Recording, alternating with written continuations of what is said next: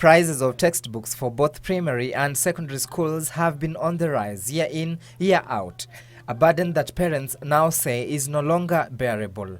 The prices of the books as per last year, this year it's quite expensive.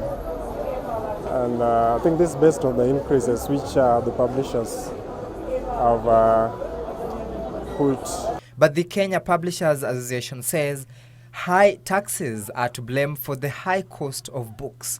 We are, as a country, are net importers of all the raw materials that go into book production. The biggest part of it is paper. Then we have the inks, we have the glues, we have the films, we have the plates.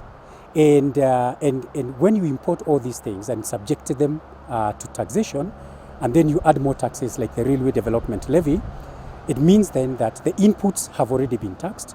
And then when you produce the book itself also attracts 16% VAT. So it's like a compounding impact on it.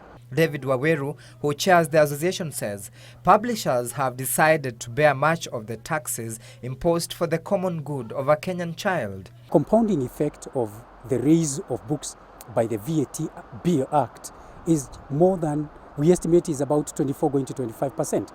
And we think that is unacceptable.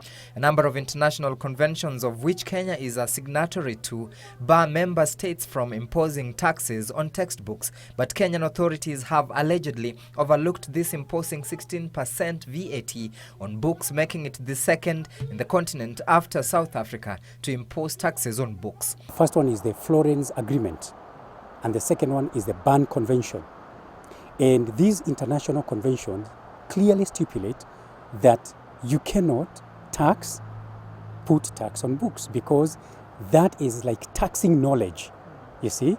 And when you tax knowledge, what happens is that you raise the barriers for access to knowledge. He says the association is engaging relevant authorities to have the tax removed, or else it would seek legal redress. Waweru has, however, denied reports in sections of local dailies indicating that prices of textbooks have gone up by 15%, saying only a few titles of the approved books by the ministry have had prices revised by between 4 to 7% owing to production costs.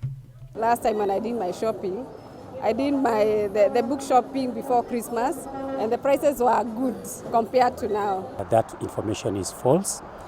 It is alarmist. Over 90%, more than 90% of all textbooks have not been touched by a price increase.